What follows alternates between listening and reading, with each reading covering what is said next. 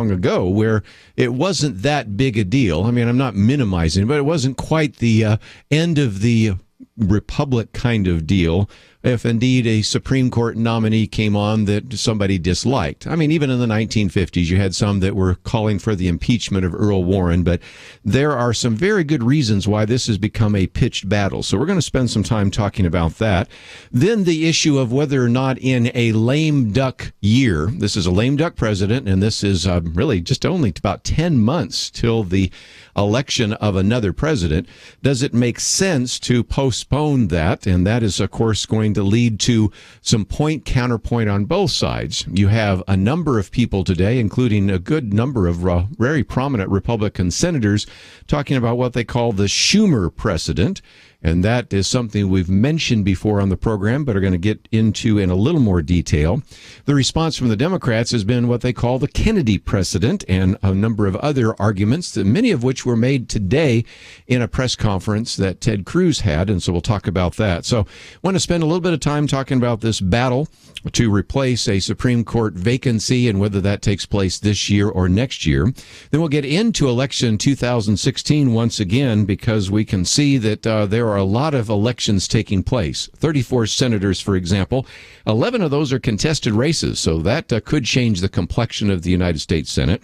The House, of course, 435 members, but again, many people think there are about 33 races that could be contested. And then you have 12 governor's races and about 40 plus different state legislatures, and so that's important.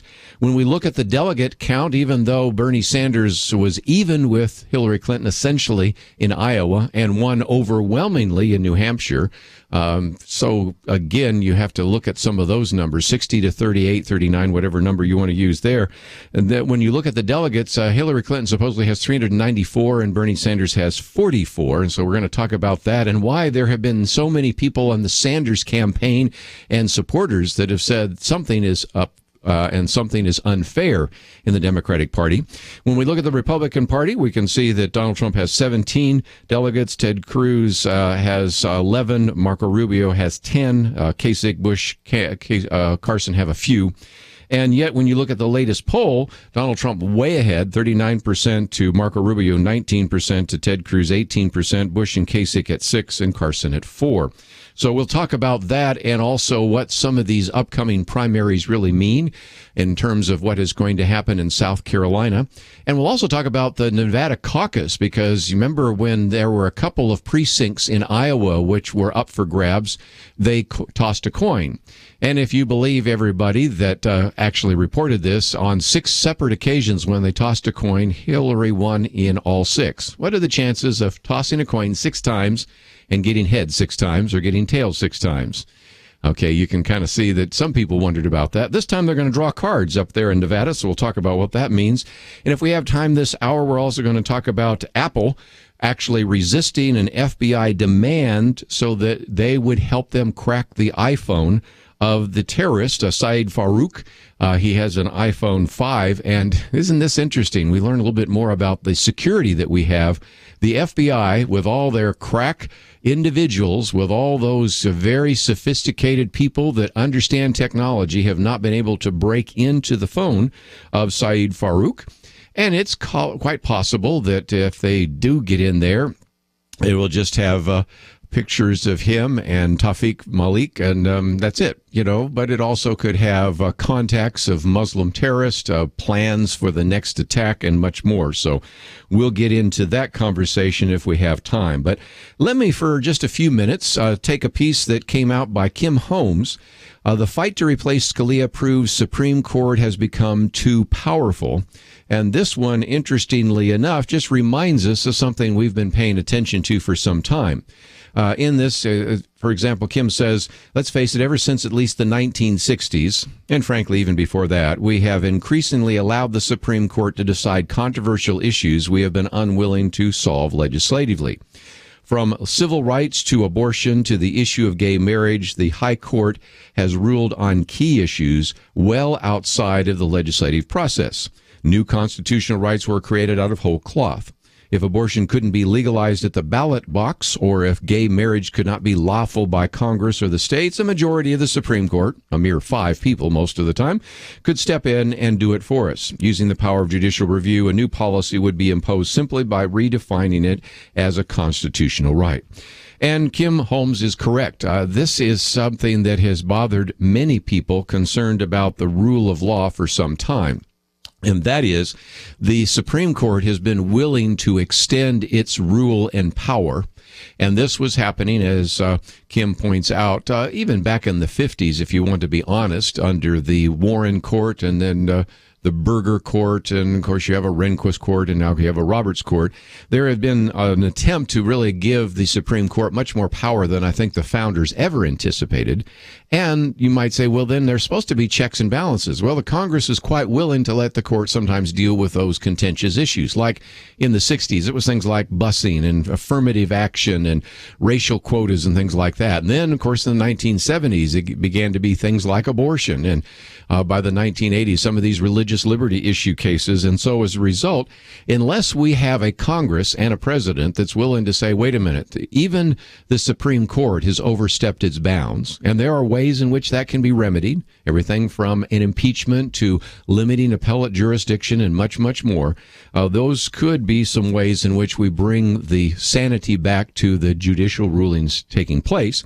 But nevertheless, the reality is right now, this is why this particular nomination that is being proposed is such high stakes. So after the break, I want to talk about a little of this. And Rich Lowry, in the piece that we've made available to you today, simply points out that, of course, President Barack Obama can nominate whoever he wants to the Supreme Court. And, of course, the United States Senate can block that individual, him or her. And, of course, the Democrats will call Republicans obstructionist and try to turn the country against them.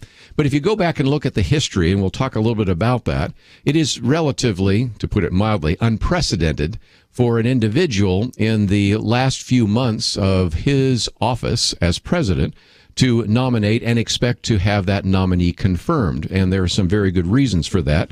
And then we'll talk about some of these precedents, the so-called Schumer precedent and the Kennedy precedent. And you might want to write some notes, because if you are involved in a discussion with individuals or a debate on Facebook, we'll give you a couple talking points. We'll come back with more right after this.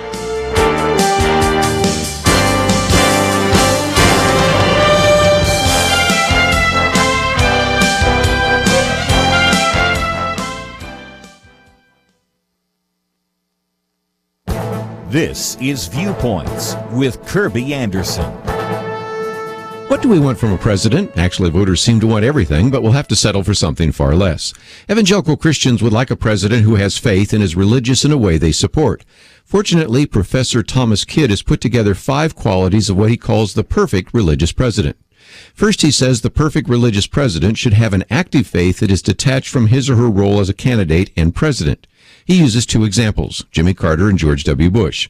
Though Carter is not his favorite president, he still embodies some of the qualities Thomas Kidd was attempting to explain. Both presidents have an active faith that lasted long after their campaigns for president. Second, the perfect religious president may talk more or less about his or her faith, but what they do say will be well thought out and pertinent. Thomas Kidd says that Ronald Reagan's comments about faith were often pitch perfect. Third, the perfect religious president is judicious in the faith leaders he or she associates with. Frankly, I think this requirement is tricky. Most candidates need to accept as much money, support, and advice as they can get. Frankly, if I were a candidate, I would probably welcome many more people to participate in my campaign than I would agree with theologically or even politically. Fourth, the perfect religious president speaks compellingly about the public issues that matter most to people of faith. Carly Fiorina's criticism of Planned Parenthood and Marco Rubio's defense of life are just a few of the many examples we could cite. Fifth, the perfect religious president need not be all that religious if he or she will be honest and straightforward. I think we'd all prefer someone who is honest about what he or she believes, and we're wary of someone who suddenly gets religion right before voting takes place. So how does your candidate stack up? Find his article and use it to evaluate your candidate. I'm Kerby Anderson, and that's my point of view. Columbia Pictures, LD Entertainment, and Affirm Films present Risen, the resurrection through the eyes of a non-believer. Risen, rated PG-13 in theaters February 19th.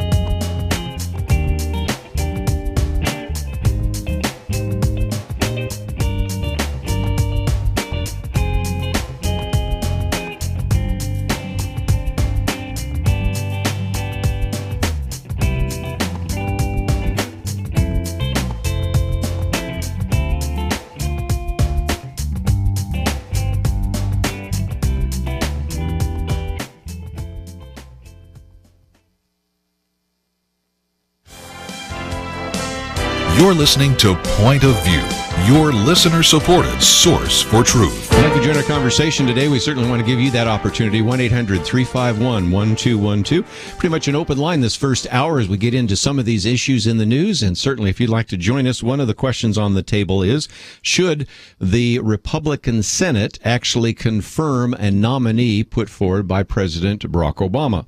Of course, the president is going to put that nominee forward. And of course, the Senate can consider that. After all, Article 2, Section 2 gives the Senate the responsibility of providing advice and consent on any nominee, whether it's an appointee, perhaps to the diplomatic corps, to the cabinet, or, of course, in this case, to the United States Supreme Court. They have that right. But should they confirm an individual? Should they hold hearings? Should they simply ignore it and turn, if you will, the election of 2016 as a referendum on who would be the next Supreme Court nominee, because that would be appointed by that particular president?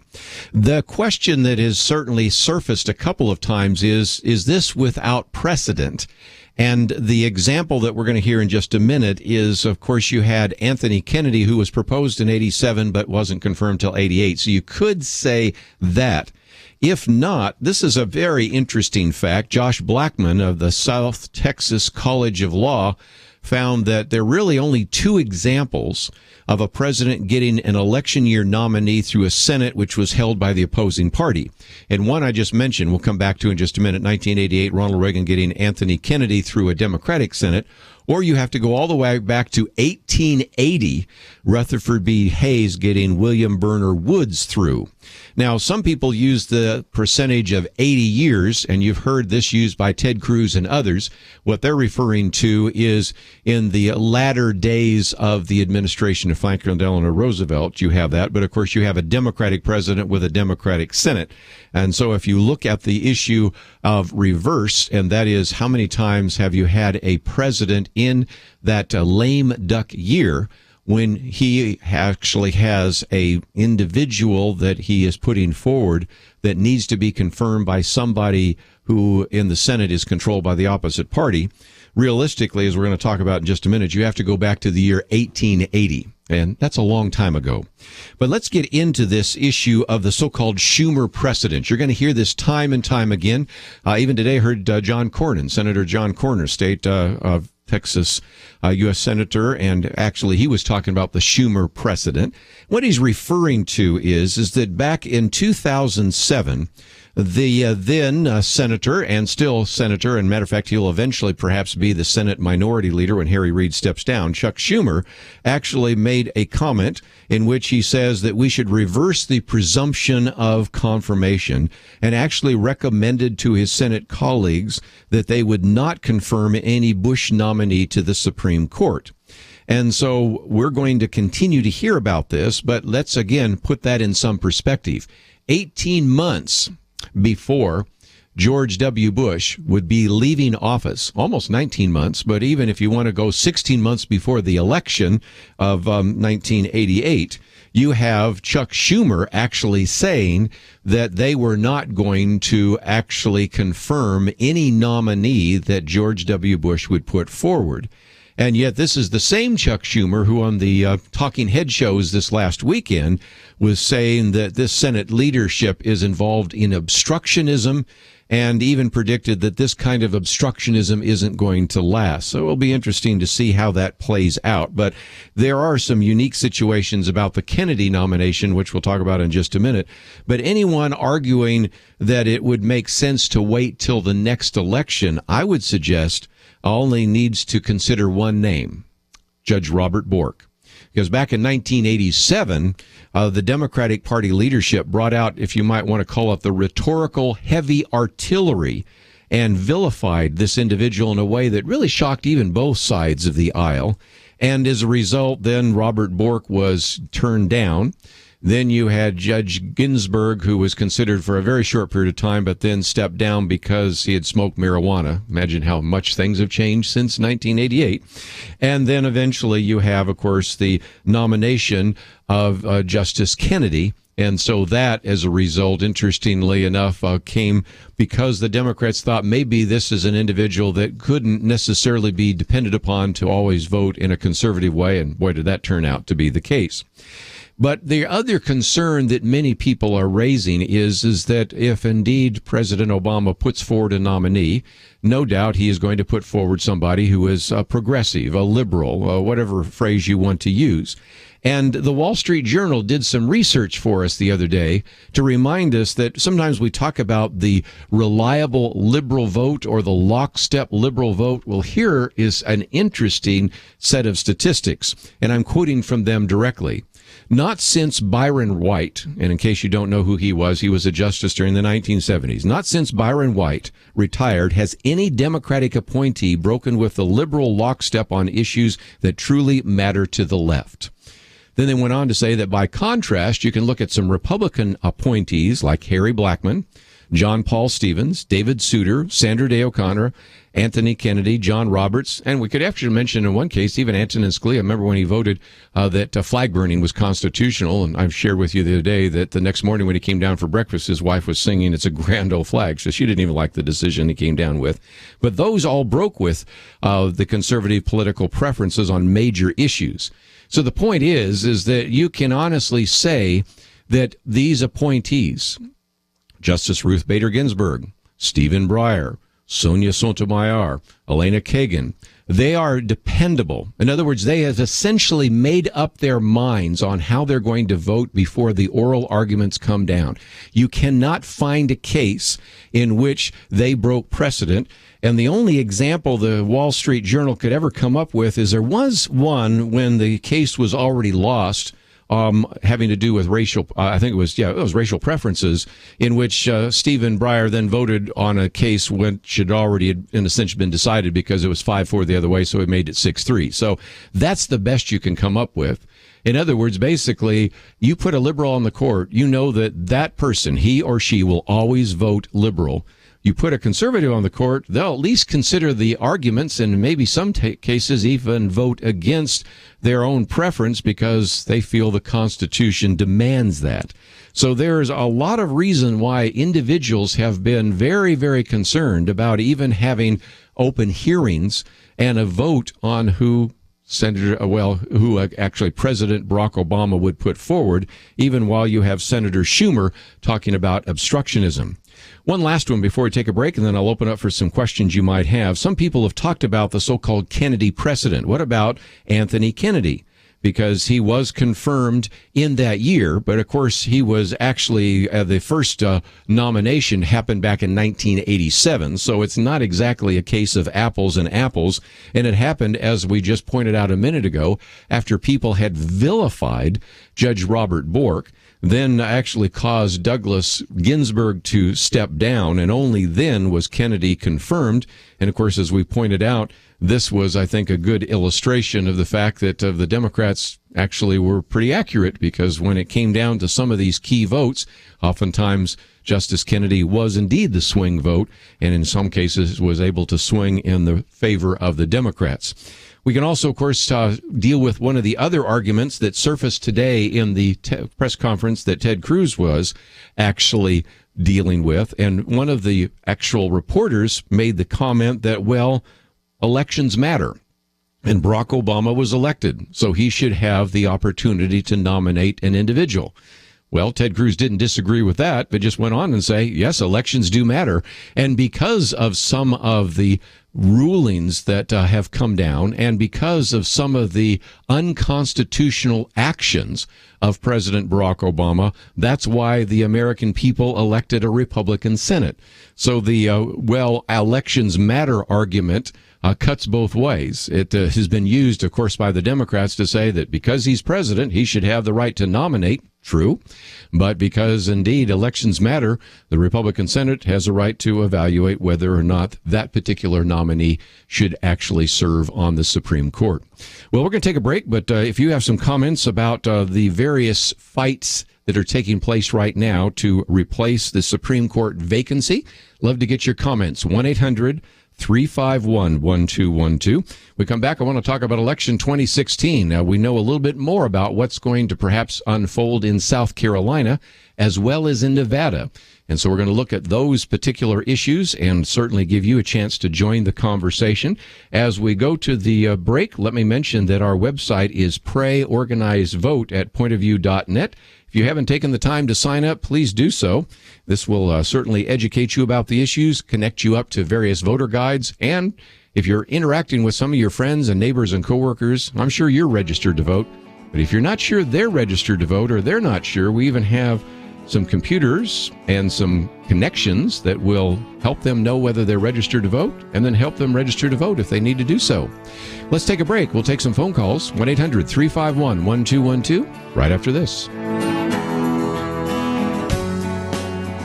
Later this year, for the 58th time, America will choose a president. As a Christian, what are you doing to prepare for the election? Helping you cut through the major media spin is part of the mission of Point of View. We want to provide the best election resources, including a new website, Pray, Organize, Vote, encouraging people to intercede for the upcoming election, to help you get registered so you can exercise the stewardship of voting, to share things to help you get people involved and out to the polls. But to do all of that, we need you to vote right now with your support for Point of View. Show us that you're in this for the long haul as a citizen of heaven as well as the United States. Click Donate Now at the top of the page and give the most generous one-time gift you can at pointofview.net or call 1-800-347-5151. There is a lot of work to be done. Let's get to it together. Pointofview.net and 800-347-5151. Point of View will continue after this.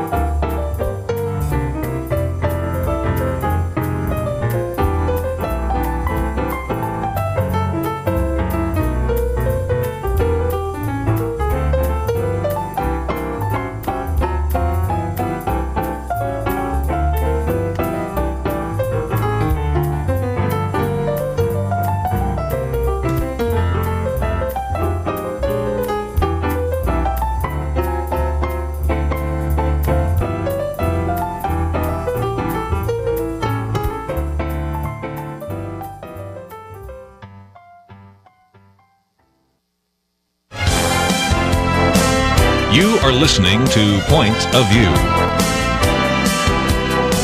The opinions expressed on Point of View do not necessarily reflect the views of the management or staff of this station. And now, here again is Kerby Anderson. Heck, once again, if you'd like to join us, 1-800-351-1212. I'd like to know who you are supporting, and especially want to give preference to those of you in South Carolina and Nevada because you are on the map now.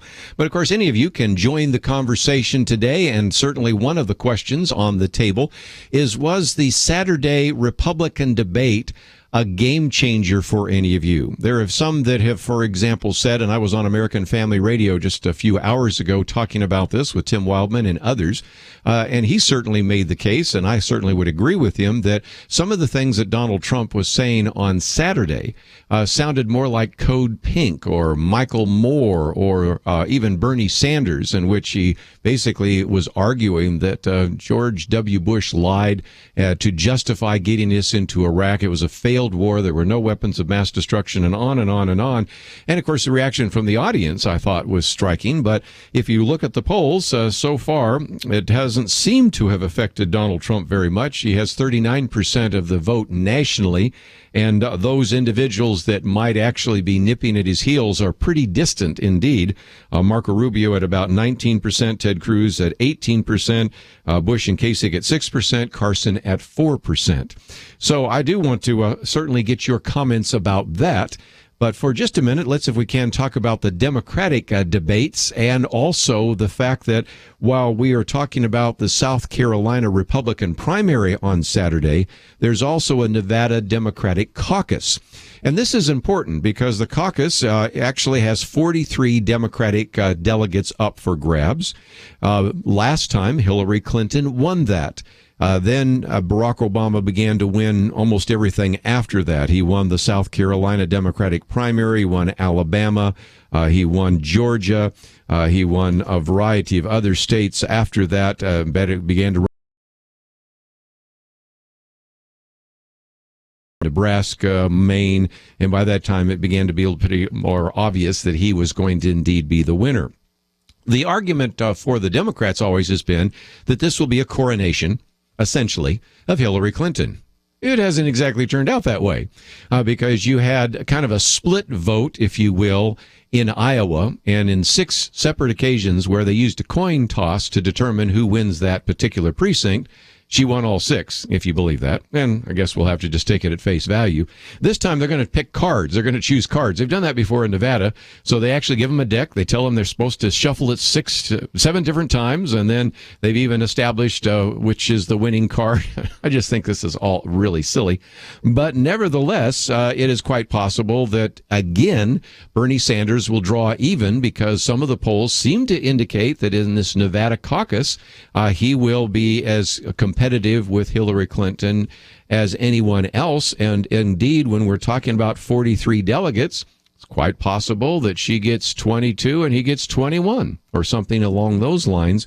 But let me remind you of the reality, and that is already Hillary Clinton has 394 delegates compared to Bernie Sanders' 44. Because of those super delegates. But I think there's going to be a real conflict coming up pretty soon in the Democratic Party when individuals are starting to say, wait a minute, I mean, he's been competitive in every one of these races, and the super delegates are then used to put Hillary Clinton over the top. That, I think, is going to be interesting. And so that could be one of those topics that we will come back to in the future. Let me, just before I take some phone calls, also mention a couple of things. If you, we do, of course, talk about the presidential races because this is a national program. But let's not forget that we have, interestingly enough, 34 U.S. Senate races taking place this year all over the country. And many people think that as many as 11 of them could be competitive. That's pretty amazing. When you go to the House of Representatives, 435 races, and some people believe as many as 33 could be competitive.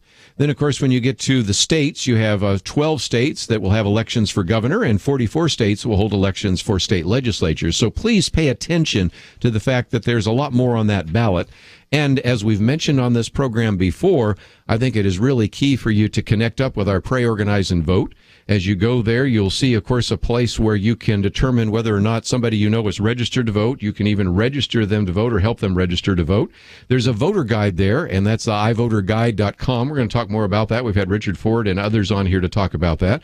We have the whole primary election area and calendar. We have a place where you can even find your polling place, in case you don't know. So we've really already filled it with all sorts of great material, more to come. And so if you have signed up for Pray, Organize, and Vote, visit it for every once in a while, because there'll be new pieces of material that we'll add to it. And if you haven't signed up, please take the time to not only make sure that you're registered to vote, but that you cast an intelligent vote. And for our listeners in South Carolina in particular, you have your civic duty coming up here on Saturday. Let's take some phone calls. 1-800-351-1212. And it's Delphine, I think, in North Carolina. Delphine, thank you for calling today. Thank you. Hearing a lot of fuss about the upcoming voting for the judge. And my concern is, why is it that the commander-in-chief has a term of 8 years and the judges have a lifetime term? Well, first of all, when the Constitution was written, there was no limit. There was no term limit on the President of the United States. That was only implemented after Franklin Delano Roosevelt served more than 2 terms. I've never really felt that was justified. I think the American people should be able to make up their minds whether or not they want a president to serve 2 terms or 3 terms. But the reality is that's what we have right now. So in the quick answer to the first part of that is,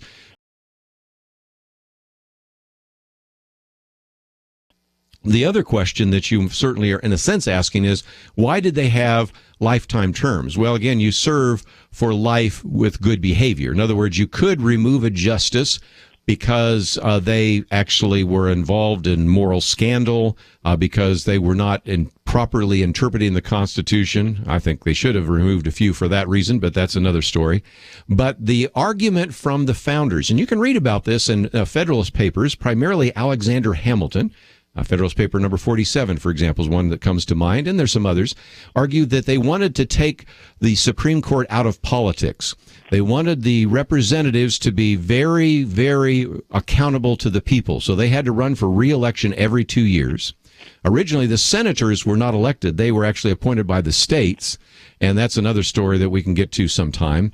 And they just felt that it would be good for the Supreme Court to not have to stand for election and re-election.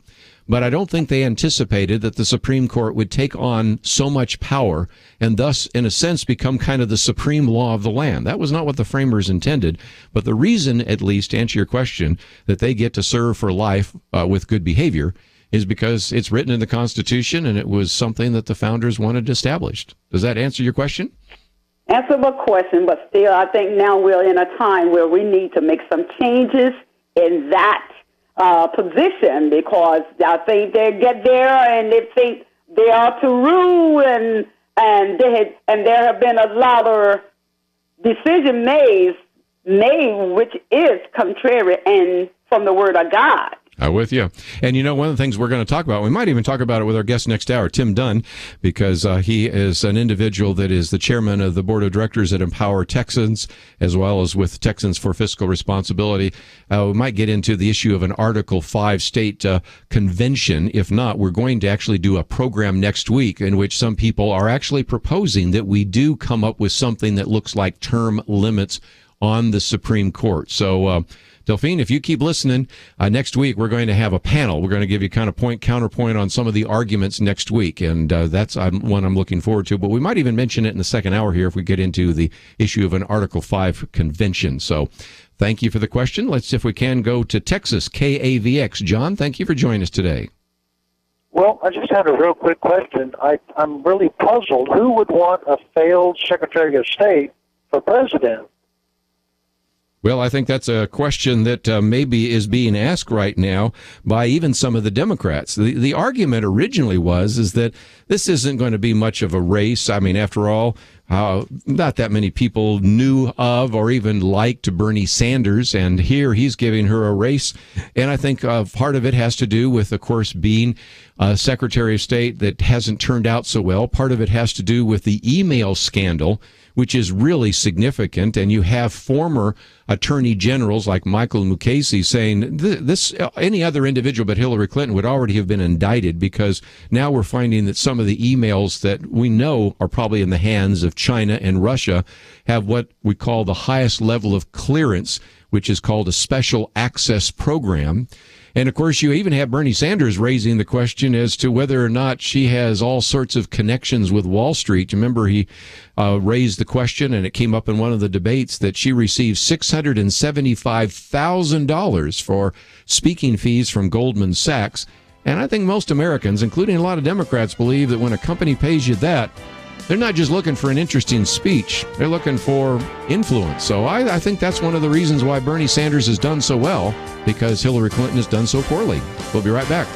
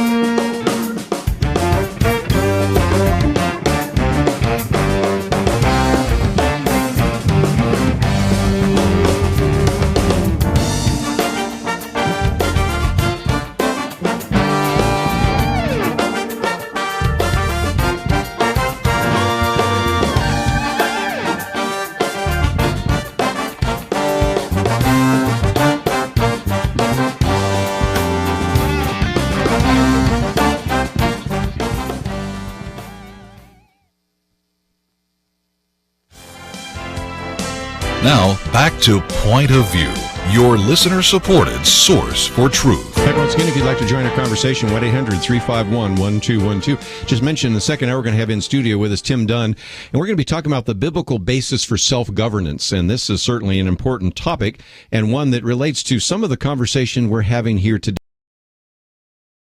And that is, why would you have a Secretary of State that has not done very well?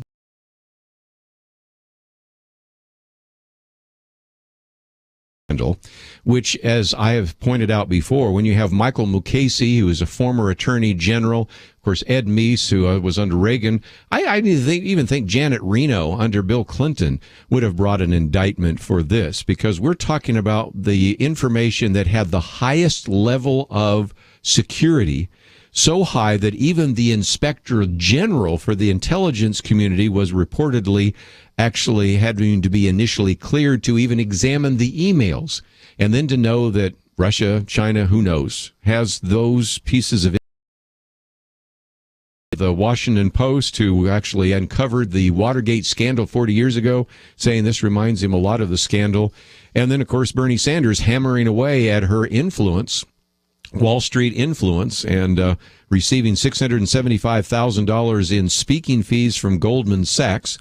That, of course, is maybe an issue that will surface later when you talk about the wife of Ted Cruz, Heidi Cruz, but nothing like this because she just worked there. But Hillary Clinton, when you're getting this level of money, not to mention all the money that went into the Clinton Foundation, all the money that was paid to Bill Clinton and influence peddling, I just think a lot of Democrats say that she is a failed nominee, a failed candidate, and they don't want to actually give her the nomination. So we'll see how that plays out on the Democratic side. And for, again, those of you in Nevada that are Democrats, you have that vote coming up on Saturday.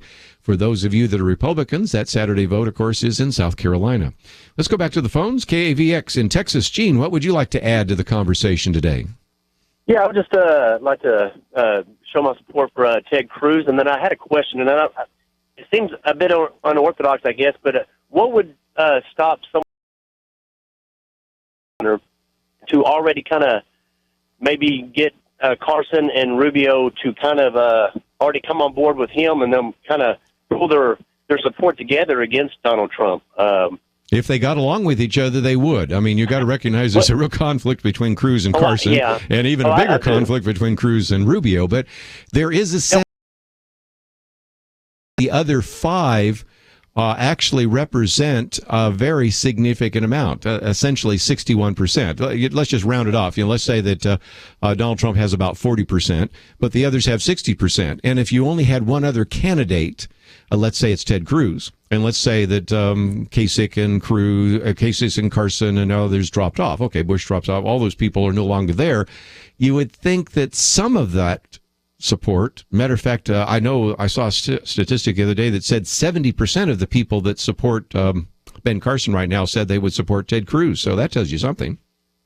Yeah, that's kind of my deal, that, they at least throw their supporters behind it, because, kind of desperate times when we see Trump being the forerunner of the Republican Party, which, Republican or Democrat, but we need a godly man in office, and it would just seem that they would maybe swallow some pride and kind of, do what's better for the country, which would be throwing their support against, because they are godly men. Huckabee included too. I know he's dropped out, but I would love to have seen him as maybe his Secretary of State and Carson as Vice President and Cruz as President, Well, I think some of that might happen, although there's enough tension now. I'm not so sure.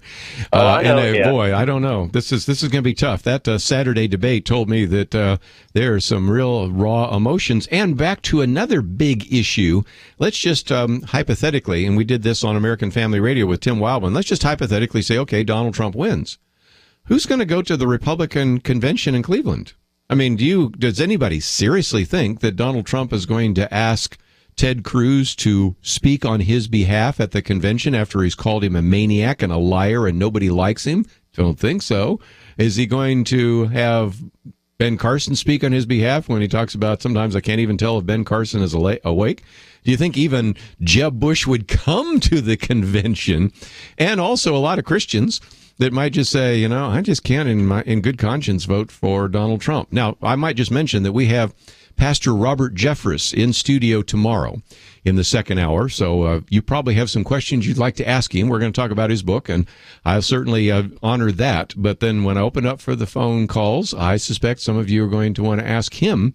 And, of course, he said, I don't endorse him. Got it. But the bottom line is there comes a point in time where you might want to at least say, I don't approve of, and some of the things that were said even on Saturday are in that category. So lots of issues to address, but let me just give you the reality check one more time, because remember, I told you that indeed Donald Trump has all of 17 delegates. Ted Cruz has 11. Marco Rubio has 10. And you go all the way down. Kasich 5, Bush 4, Carson 3. But let's just realize that when we talk about, for example, South Carolina, there are 50 delegates up for grabs. And if they split them 1/3 and then the rest get maybe another third and then the rest get to the what's left of that 1/3, that still doesn't get you anywhere close to the 1,237 delegates that are needed to win the nomination. And so to put this in perspective, since my last two callers were from the state of Texas, the number of delegates up for grabs in Texas on March 1st are 155. That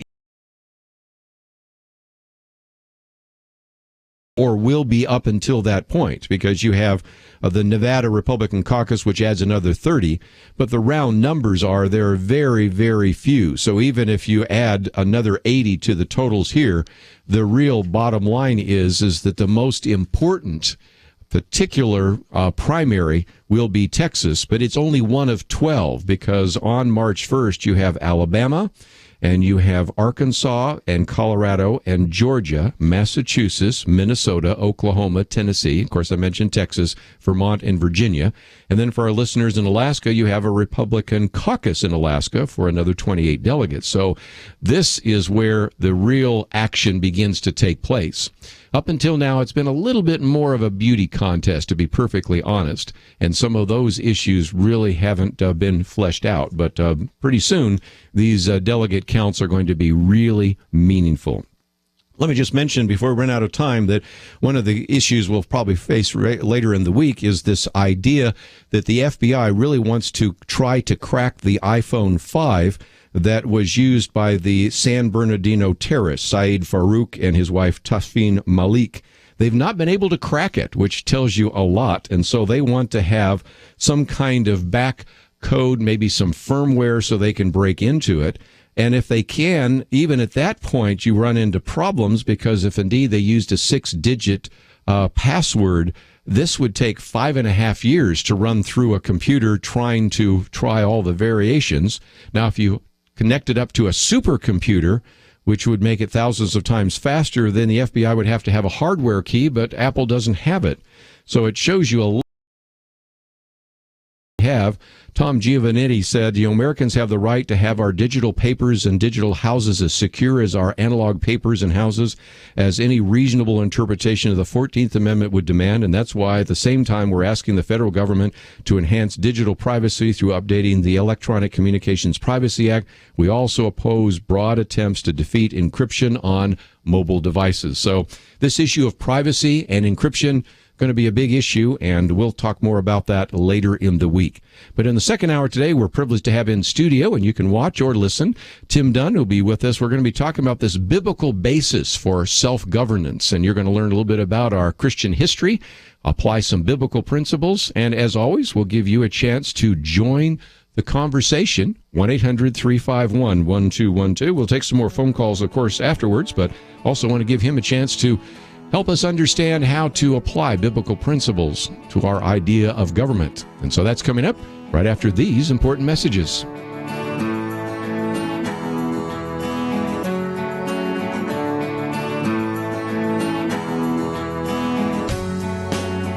When you're listening to or watching network news, do you ever start talking to the newsreader or anchor person? Come on, you can admit it, you do, don't you? You can't believe what you're hearing, and you feel the need to correct them. Sometimes you almost feel like you're living in a different world, and you are. People who deny God are living in a world of make-believe. The next time you're shaking your head at the news, I want you to do something. Pick up the phone, or write a check, or visit us online and give. Point of View brings you a biblically informed analysis of what's happening, but to do it, we need your partnership. Visit pointofview.net and click the link next to Donate Now where it says Become a Monthly Partner. Pointofview.net. Or mail your donation for this month to Point of View, Box 30, Dallas, Texas 75221. That's Box 30, Dallas 75221. Or call 800-347-5151. 800-347-5151. Don't just shake your head. Make a difference. Point of View will continue after this.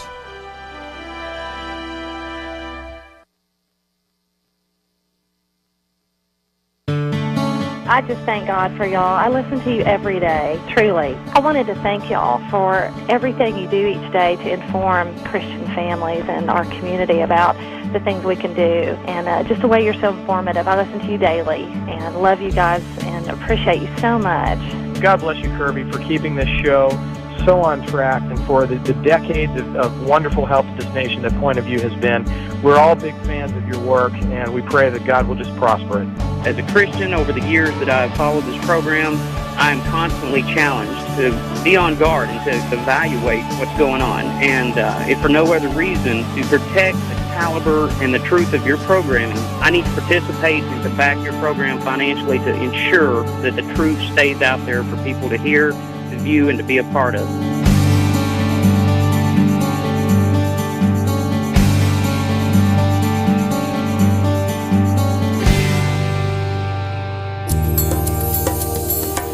This is Point of View Radio.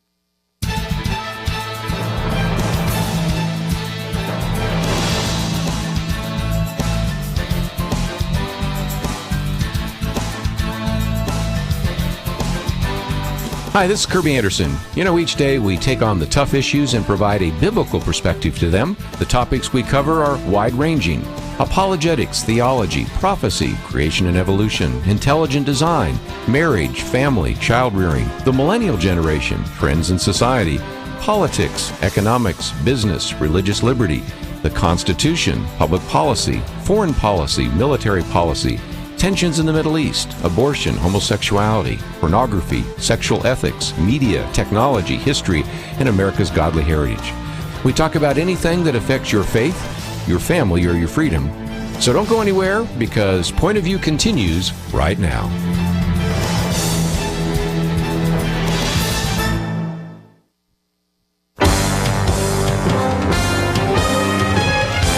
Across America, live. This is Point of View.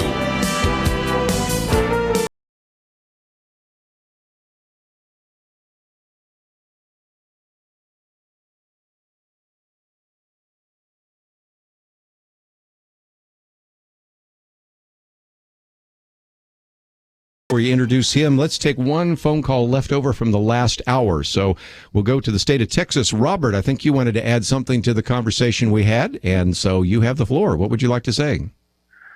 Yes, sir. I was just wanting to say something about evangelical votes. For the last time I saw, there was approximately 33% votes for Donald Trump. And my problem with that is the Bible says you will know a tree by its fruit, and he owns casinos and all sorts of other things. Yeah. And on one of them, I believe that he has strippers in it. That's true. You look at his history; he is full of wrath. He lashes out. And he calls people a liar. He uses foul language. He has a lack of knowledge. He didn't even know what a triad was. And the thing of it is, God bless the evangelicals who are voting. But in the whole picture. And I'm not trying to just name somebody that people need to vote for, but what I am saying is there is a gentleman who is one of the most inspirational speakers of our time, I believe, and his name is Rafael Cruz. Yes, and we've had him on the program.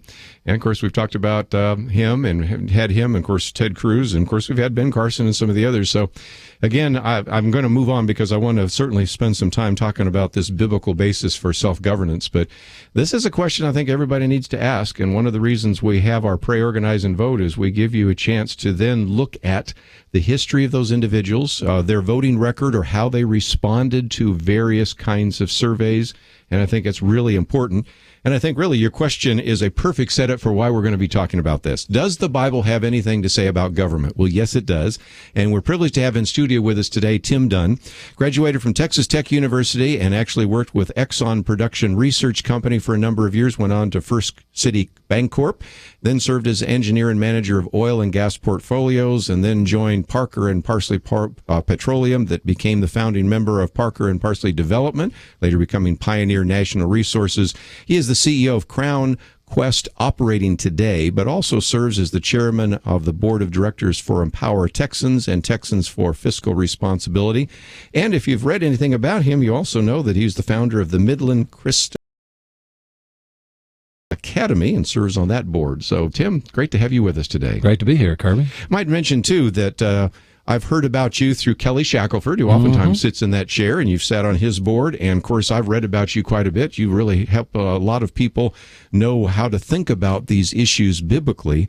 And so let's talk about that. For some of our listeners, they might say, well, okay, the Bible says something about government, I think in Romans 13, 1-7, and a few passages like that. But really, the Bible doesn't give us that much governing direction in terms of how to be involved in the political process. But you disagree with that. Yeah. So if you just go by word count, let's say, you look at, say, a word like hell or Sheol, which is the Old Testament version of hell, you get about 60 occurrences if you go through a word search. Yes.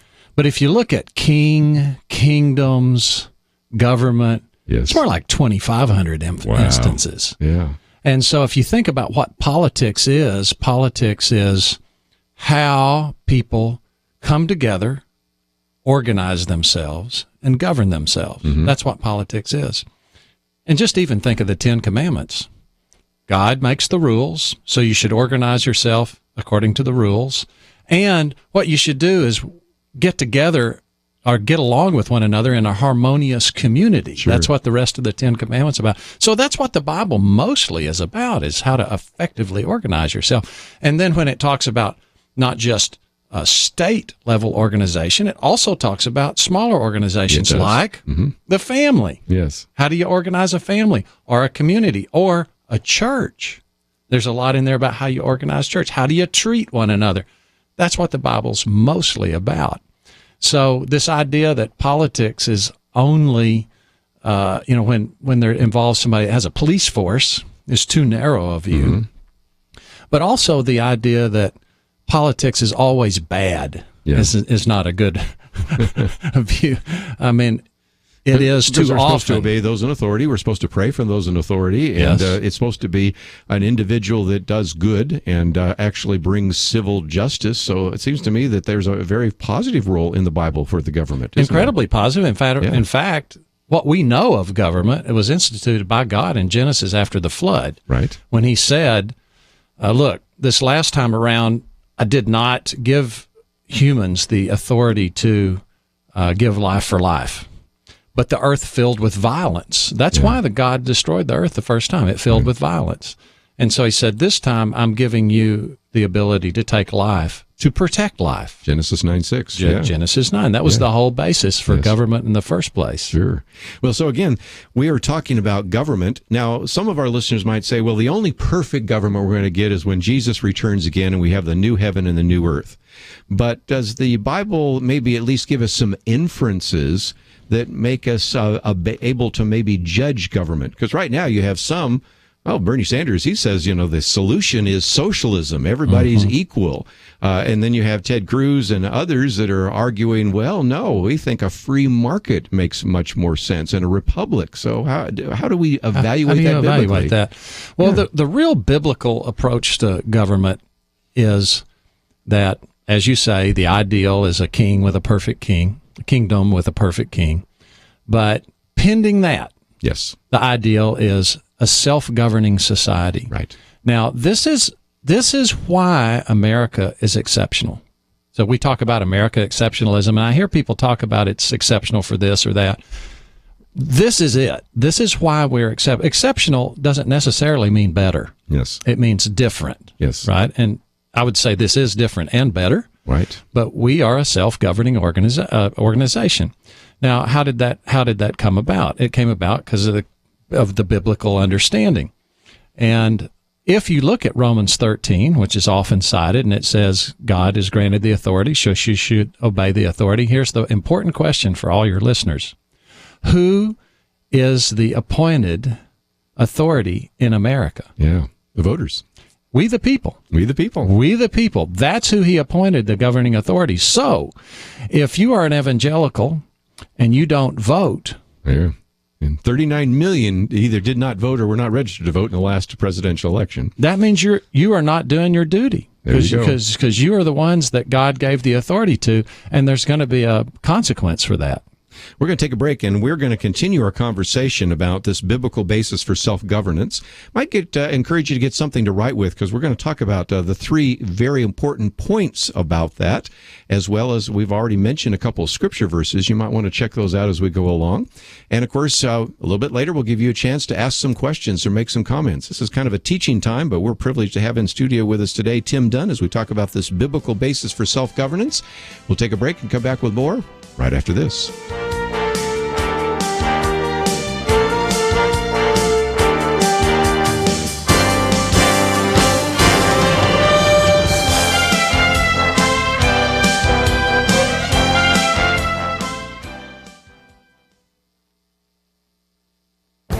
This is Viewpoints with Kerby Anderson.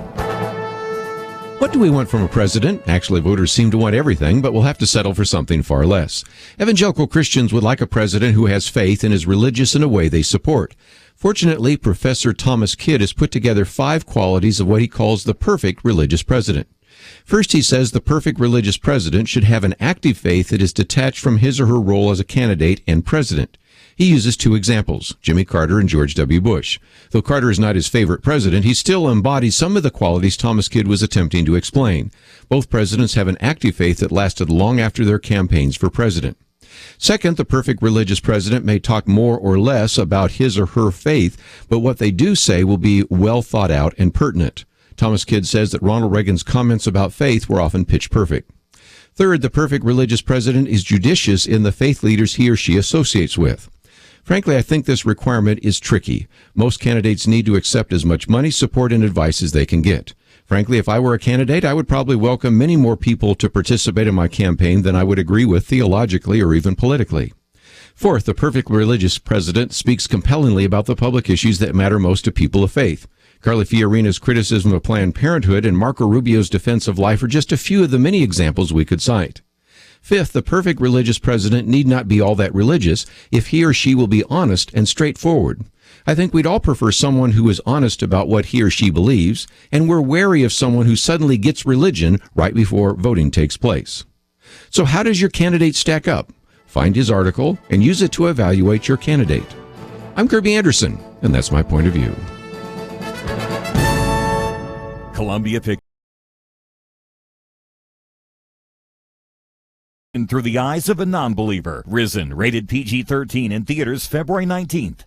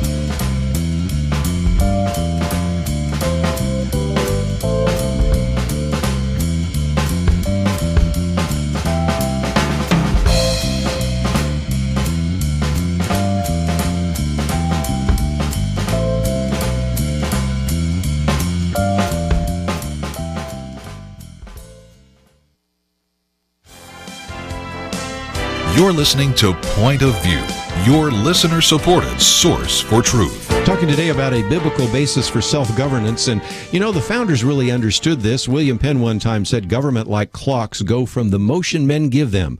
Wherefore governments rather depend upon men than men upon governments. Let men be good, and the government cannot be bad. But if men be bad, the government will never be good." So a lot of this was on this idea that really the size and scope of government does not need to be that big. If individuals in their families, in their churches, in their communities ordered themselves, government doesn't have to be that large. But what are some of the key, I think you have like 3 key principles to really understand in terms of this idea of self-governance? 3 key principles. The first is the rule of law, and the second is the consent of the governed, and the third is private property. Mm-hmm. So let's just follow the children of Israel coming out of Egypt. They're slaves. Yes. Just as we are slaves when we come out of spiritual bondage, right? Mm-hmm. And so the first thing God does is he takes them to Mount Sinai, and he gives them the law. And the law basically says 2 things: love God, love other people. The first 4 commandments basically say God gets to make the rules. Yes. Now, government, from that time on, and actually before then, always wants to be the one making the rules. And so you have a false, perfect government with a false Messiah, and the king. Someone's always trying to become the king and the head of the church, or the king to worship him, so they get to make the rules. But it's real clear the first 4 are all different ways to say, I get to make the rules, not you, or any other man. And then the last 6 are take care of one another. Mm-hmm. Take care of one another. You each have a sphere of influence, your property, your relationships. Don't destroy someone else's sphere. Care for it like you want them to care for yours. So that's it. Yeah. That's the basis for self-governance. Then, when he takes them to the edge of the promised land in Deuteronomy, Moses says, choose from among yourselves judges. Right. Choose from among yourselves. Now, who knew best who the best judges would be? Well, God did, right? Yeah. But he didn't say, I'm picking them. You choose. Yes. And this is this amazing thing that God has done to us spiritually. He tells us what the right thing to do is. He even puts the law in our hearts. But then he says, you choose. Mm-hmm. You want blessing or you want cursing? You want good consequences, you want bad consequences. You get to choose that. Right. And so choose from among yourself judges. I'm telling you, you should choose judges that'll be honest. But if you don't, you'll get the consequences of that. And then after they take the high ground as a nation, they divvy up the land into parcels, all private parcels. There's no kind of national parks or anything. Mm-hmm. All private parcels. And that now becomes the foundation for their whole economy, even to the point where, like in the book of Ruth, Ruth comes back and her land is redeemable because she had lost it out of poverty. And Boaz comes and says, I can buy that back because you can't sell or mortgage in perpetuity. Right. And they even have the Jubilee year where it all reverts because private property is such a big deal. So that is really the foundation for self-governance. And Israel had it for a short time, and then they rejected it. Yes. And if you even take it to America, we certainly believed we had a rule of law, and we didn't have consent initially until after the American Revolution. But this private property issue is interesting because we've talked about this before, and we've got an article coming out on socialism.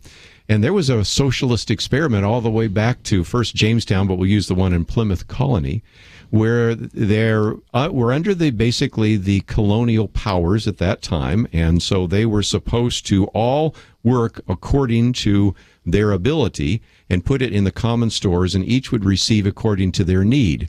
Now, that's a phrase that later on Karl Marx used, yes. But that was basically a type of socialism. And William Bradford looked at this after the first year and said, this is not working, because some of the able-bodied people are saying, why am I working as hard and maybe even harder than some of the people that are getting even more because they have a larger family? So he began to implement private property even back in 1620, 1621, 1622, 1623. And so I think you can see that even when we've had some of these attempts at socialism, they haven't been very successful. The unequal sharing of prosperity and socialism is the equal sharing of misery. And that's what Bradford experienced. Their first year, I think roughly half of them died. Yes. And then he says they gave each one an acre plot, and this was the key thing. Whereas before, if a woman or child went to the field, people said, for shame, a man should be doing that. Yeah. And now, when it was their family's plot, the women and children went, and they never had a problem thereafter. And Bradford concludes, if any group of people could ever make socialism work, it would be this group. And Yes. it's just something about it. It doesn't work. But let me say something about consent of the governed. Yeah, that'd be another one. Yes. Okay? Because America actually did have the consent of the governed before the American Revolution. Let me give you a little episode about the American Revolution, about someone who's more typical of the American Revolutionary heroes than the George Washington types. It's a fellow named Levi. Preston was one of the farmers that fought at the Battle of Concord, shot and heard around the world. Right.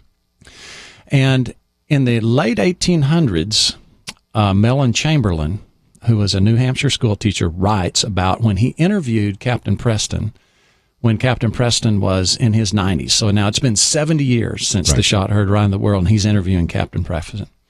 And he says, Captain Preston, why did you go fight at the Battle of Concord? And Preston says, what? What are you saying? Why did I go fight? Yeah, what was the matter? Was it because of the tea tax? I never drank a drop of this stuff. Don't know what you're talking about. He says, well, how about, was it the stamp tax? No, they put them all in Castle William. We never used a single one of them. Well, then was it the acts of oppression? I never felt oppressed. Well, then what was it? What made you go fight? He says, young man, we had always governed ourselves, and we always meant to, but those redcoats meant that we shouldn't. So it was actually not a revolution in sense of overturning something and replacing it.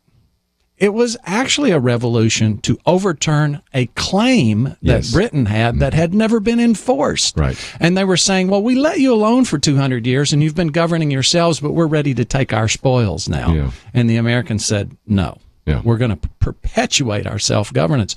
So the battle for the soul of America, essentially, you could describe as a battle to keep the consent of the governed instead of having it torn away from them. Yes, very interesting. Well, let's bring it up to date because a lot of people are saying, well, this is great history, but okay, let's talk about this. The rule of law. We seem to have talked a lot about the rule of law, especially when Kelly Shackelford's sitting in that same chair you're sitting in, because we've lost this idea of the rule of law, haven't we? I don't think so. I don't think we've lost it. I think it's being redefined. Redefined, okay. Because you always have a rule of law. The question is, who gets to make the rules? Gotcha. So you either recognize cause effect as it is, or you make something up.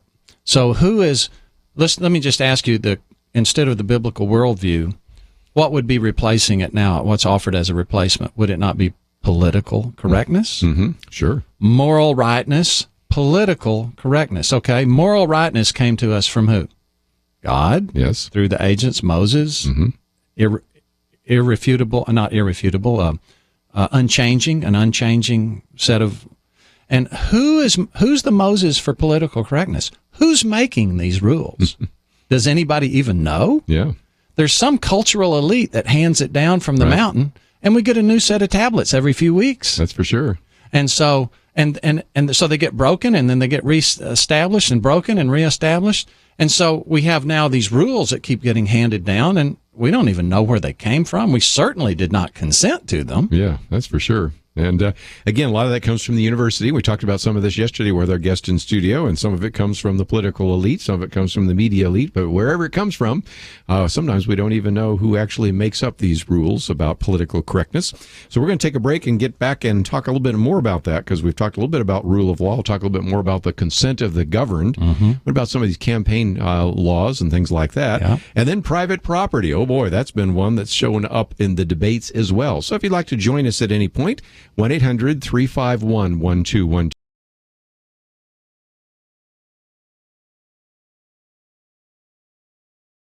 .com. It's one of many places where you'll find some great resources. We've posted a couple of articles that will, I think, be of interest to you. And most importantly, since we're in this election season, visit the website, pointofview.net. Click on that button that says Pray, Organize, and Vote. If you've already signed up, great. But if you have not, I would encourage you to do so. And as we just mentioned, there are a lot of people that didn't vote last time. 39 million self-identified born-again Christians who did not vote in the last presidential election. 13 million that were not registered to vote. So you can see we've put some material there so you can make sure that you're registered to vote and people in your sphere of influence are registered to vote. And then 26 million who were registered to vote, but they didn't vote in the last election. So these are important times. And when we talk about just voting for the president, that is one, but we've also talked about 34 United States Senate seats, 435 seats in the House of Representatives, as well as 12 governor's races and 44 races for the state legislature. There's a lot to vote for. Take the time to learn about that on our website, pointofview.net. We'll be right back. From Columbia Pictures and LD Entertainment, in association with Affirm Films, the studio that brought you Heaven is for Real and War Room, comes Risen, the biblical story of the resurrection as told through the eyes of a non-believer. The body has vanished. His tomb is empty. Risen, starring Joseph Fiennes. Rated PG-13. May be inappropriate for children under 13. In theaters February 19th. More information is available at risen-movie.com. Are you concerned about what's happening in our colleges, our marketplace, and the halls of government? Let me ask, have you invested in things that yield a good harvest? If you're already giving to Point of View each month, we thank you. You share in the reward for what we harvest. If you're not, now is the time. $30, $65, $100. The more you invest on a regular basis, the more we'll reap together. Give online at pointofview.net. Pointofview.net. Click at the top on Become a Monthly Partner or call 800-347-5151. 800-347-5151. Point of View will continue after this.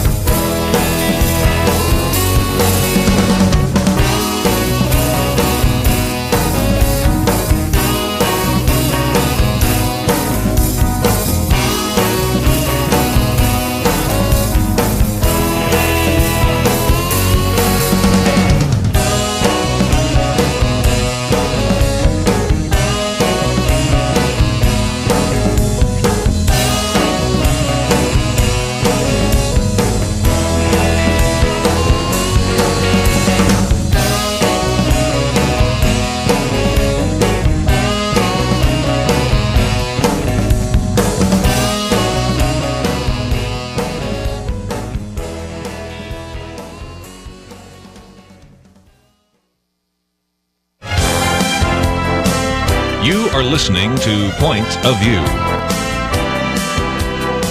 The opinions expressed on Point of View do not necessarily reflect the views of the management or staff of this station. And now, here again, is Kerby Anderson. Final half hour, if you'd like to join our conversation, 1-800-351-1212. This may be one of those ones where you just sit back and take some notes, and that's fine. But if we say something you'd like to join in the conversation, certainly you can give us a call, 1-800-351-1212. Tim Dunn with us. And again, we have information about him on our website, and also, again, talking about this subject of the biblical basis for self-governance. If you've been taking some notes, we've talked about the rule of law.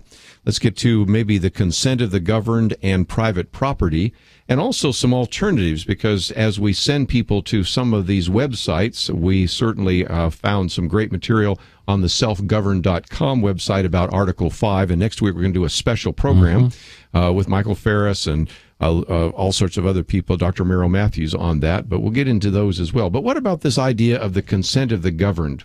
How have we strayed when we talk about that issue here in America? You know, it's interesting. The Rasmussen polling organization did a poll and asked the question, do you think the government has the consent of the governed? And less than 20% thought they did. Wow. So this is something people feel. And in fact, I think what you're seeing in the presidential race is an expression of, we're getting hosed. They don't listen to us. They don't care about us. We need to try something different. If there's any unified voice, I think it's that. Yeah. And I think that's been a very deliberate change. In the 19th century, often congressmen, actually the average congressional tenure was 3 years. Yes. All through the 19th century. And today, there's more people that die in office than lose primaries. I mean, and 85% of representative districts, state and federal, are single party. Yes. So there's no real general race. Yeah, I talked in the first hour just about some of these races being competitive, but realistically, only about 33 out of 435. That tells you everything, doesn't it? Well, that's in the general. Yeah. The real decision's made in the primary. And until recently, the parties had figured out how to go from the old system where the locals basically demanded who rotated through the office to now the incumbents essentially own the system. Yeah. And they if you would go and challenge them in a primary, they'd make sure you never had a political career of any kind. Well, the citizens have started to figure this out. Yes. And have started saying, we're going to start challenging in primary elections because that's where 85% of the decisions are made. Right. And whereas previously only the establishment would do a primary, well, now it's beginning to happen across the board. Yeah, the Tea Party and things like that have changed that. Yes. The Tea Party is nothing other than people finding out they're not the only ones that were frustrated. Yes.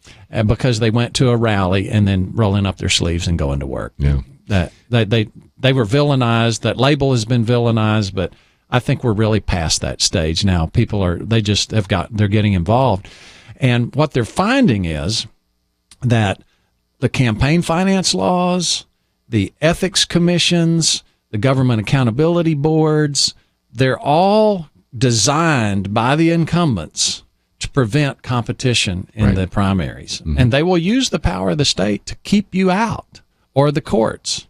Yeah. So again, we've talked a little bit about the rule of law and the consent of the governed. What about this idea of private property? Because that has been a very foundational issue. And whether you go to 1620 and 1621, or you go to 1776 and Adam Smith and the Wealth of Nations, private property is a foundational issue, not only for the economy, but for government. But we seem to see some erosion there as well, don't we? We do. Let's go back to the biblical premise. You can't have thou shalt not steal. If there's no private property, right? It's completely inferred. Yeah. So not only did God divvy up into private property, the whole law is based on it. So the rule of law really memorializes that.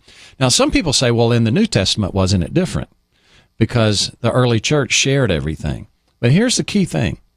When the people in the verse in Acts, when people are selling stuff and putting it at the apostles' feet, and Ananias and Sapphira, They sell and put part at the apostles' feet as though it's all. Yeah. The speech that Peter gives is, when it was yours, was it not yours to keep? Yes. And when you sold it, yes, all the money was yours. You didn't have to give any of it. You could have given, but you lied to the Holy Spirit. Yeah. So that was not socialism is forced distribution. Yeah.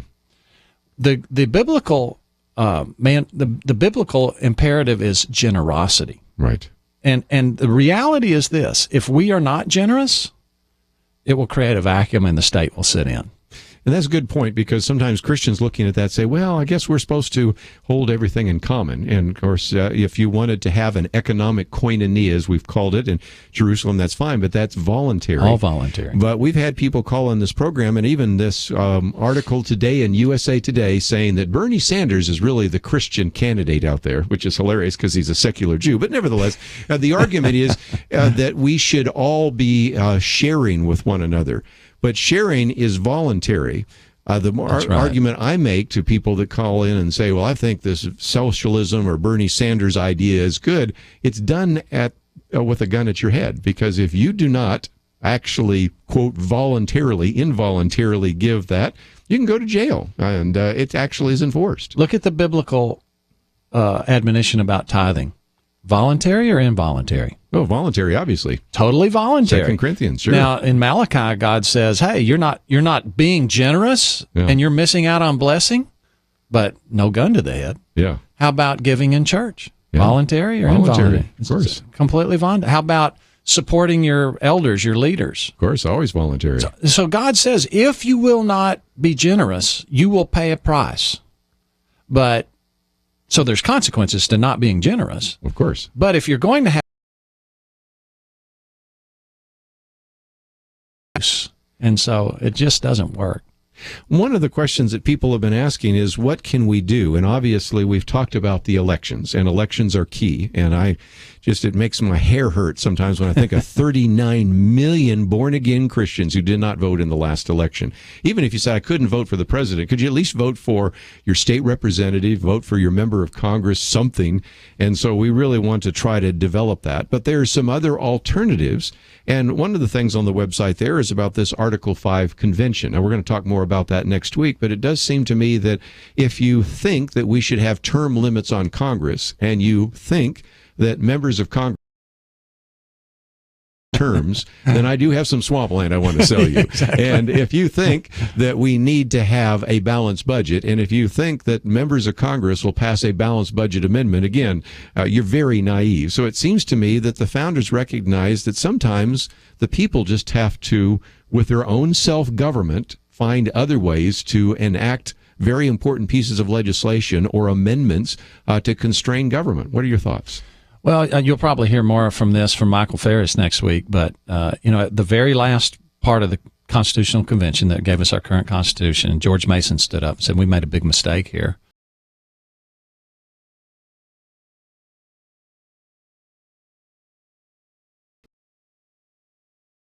Check on the federal government. Right. And so they added the ability of the states to convene a convention and propose amendments for ratification apart from Congress. And that's the second way you can get a constitutional amendment in Article 5. Now, the Convention of States project is an excellent way for people to get involved. And they say, well, but it's so big, what can I do? Well, the political strategy, it's right there on the website if you want to go to selfgovern.com or conventionofstates.com, which is a project of self-government. Right. Yeah. If we can get 50 dedicated, informed volunteers in 3,000 legislative districts, which would be 75% of the state legislative districts in 40 states. Mm-hmm. And that doesn't sound too overwhelming, does it? No, it doesn't at all. Okay. Then that's enough, because small minorities always are the ones that make organized people always win over non-organized people. And so if you get 50 that really know what they're doing, that get informed and can help organize the rest of their district, that should be enough for citizens to take back the government from the incumbents and the political consulting class and the crony interests. And, the presidential it's interesting, Trump, Sanders, those guys, they're all running against cronyism. Yes. Their solution is institutionalized cronyism. So that's not going to work. The real answer is the citizens take it back. And if you can be one person, can you get 5 friends that can influence 10 friends each and get engaged in your state representative district? Well, if you can start with the Convention of States and get this resolution passed and then just keep organizing. And that's the way we're going to do this. In the story of Gideon, God is delivering the nation, and he has asked for volunteers. 10,000 people show up against 200,000 Midianites. And he says, that's too many. I just want 300. And he ends up delivering the nation with 300. And that's what we need now. We need people to step up and say, I'll do my part. Fascinating. Tim Dunn with us, and we'll take a break. If you'd like to ask a question or make a comment, 1-800-351-1212. We'll wind down our conversation with him right after these important messages.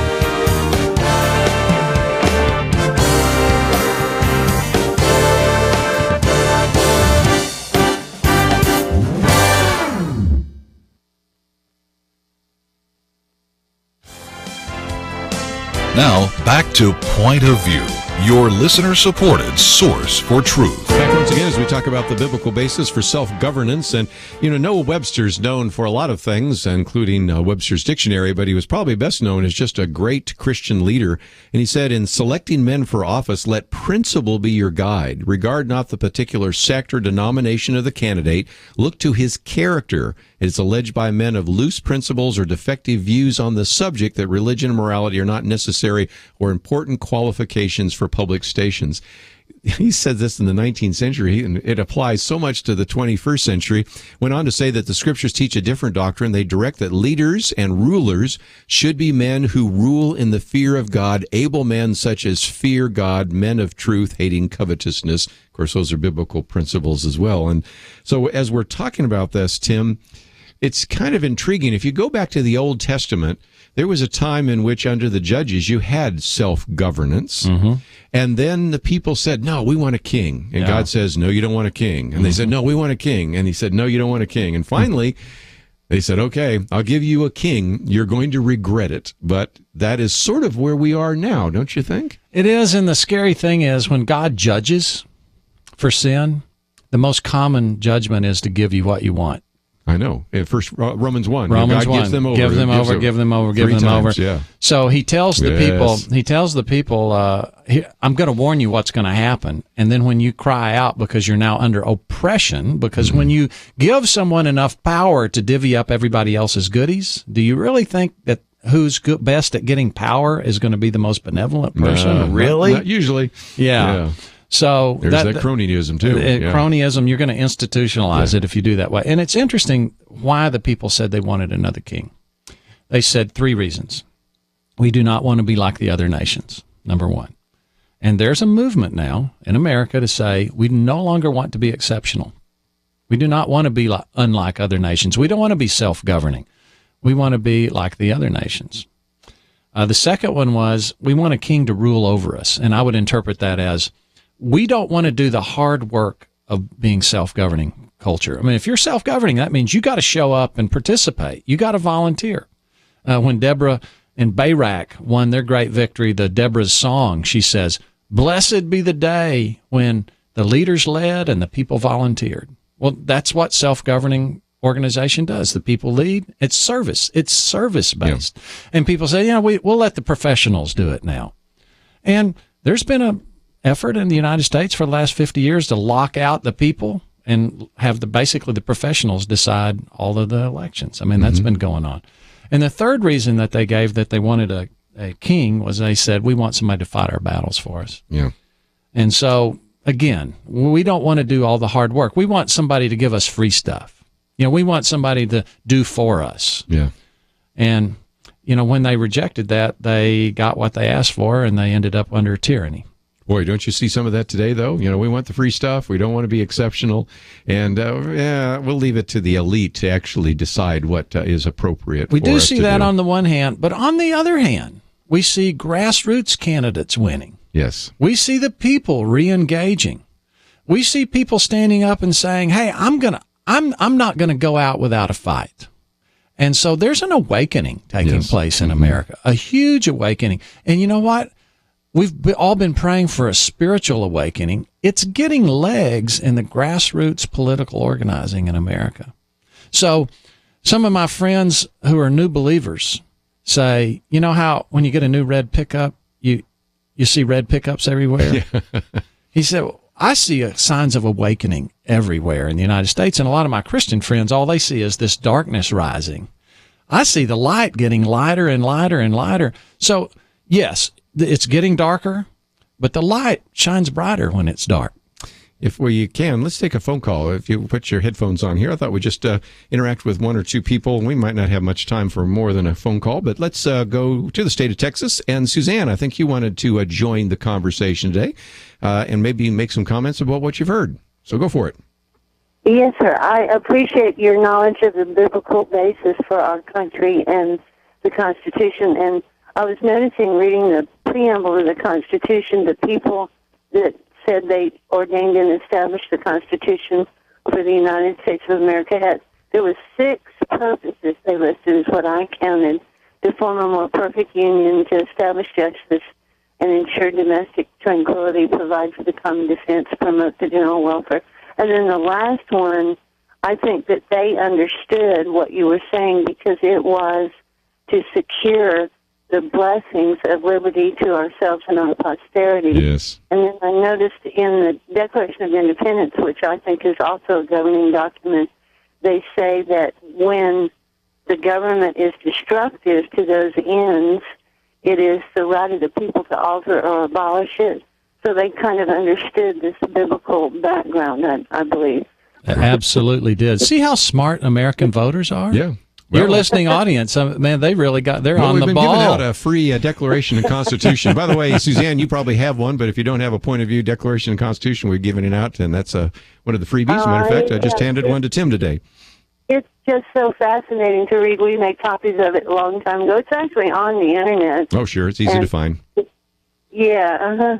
It's interesting. There's a book by a guy named Sandel. There's a book by a guy named Sandel. He's not necessarily one of us, but he's a scholar. Mm-hmm. And he says something interesting in that book. He said, until about the 1930s, the dominant narrative, the question that was, what form of governance will perpetuate self-governance? Yes. You know, what structure will perpetuate? And they argued over, rural versus urban and things. And after about the 1930s, it switched to what form of governance will put the most money in everybody's pockets. Yeah. So we've been in a shift away from community to narcissism for about now going on 100 years. That's right. And one of the things we got to do is get back to what your listener just called in about, is to secure these blessings. It's a matter of serving. And when we come into the public square, the people who now own it are not going to like it. That's right. And even yesterday we talked about retaking America, and he says, this is going to be quite a battle. It didn't happen overnight, and you can go back even before the 1930s. You can go to Woodrow Wilson and the Progressives, and then, of course, you can go to Franklin Delano Roosevelt and how this all changed, and you can move from a time in which those who were sat in the Supreme Court actually tried to interpret the law rather than create the law. And so there have been a lot of shifts, and it's going to take something to battle back. So that's why I appreciate, Tim, you're on the forefront of trying to educate us about these various issues. And certainly you've not only put your time, but your money where your mouth is. And thank you for your service on so many different boards that you have been involved with over these years. This is the cup of cold water. I mean, if you can come into the public square in politics and in other things, you'll get abuse heaped on you. There's a lot of our guys running for office. They're getting abuse heaped on them. But you know what? They're serving. And this is what we're called to do. We're called to serve. We're not called to be comfortable. Yes. And if you're going to serve and take a stand, there's a price to pay.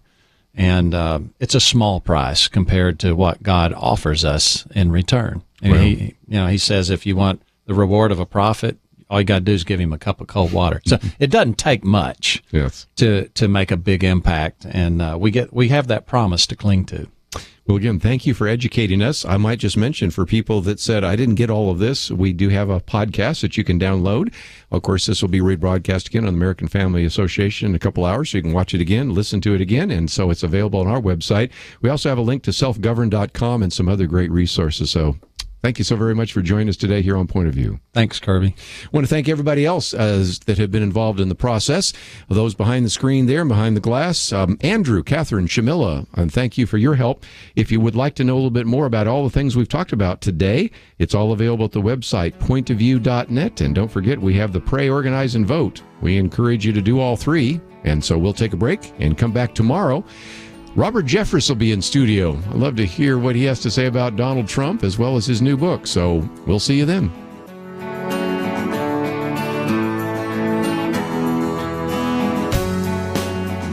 Later this year, for the 58th time, America will choose a president. As a Christian, what are you doing to prepare for the election? Helping you cut through the major media spin is part of the mission of Point of View. We want to provide the best election resources, including a new website, Pray, Organize, Vote, encouraging people to intercede for the upcoming election, to help you get registered so you can exercise the stewardship of voting, to share things to help you get people involved and out to the polls. But to do all of that, we need you to vote right now with your support for Point of View. Show us that you're in this for the long haul as a citizen of heaven as well as the United States. Click Donate Now at the top of the page and give the most generous one-time gift you can at pointofview.net or call 1-800-347-5151. There is a lot of work to be done. Let's get to it together. Pointofview.net and 800-347-5151. Point of View is produced by Point of View Ministries.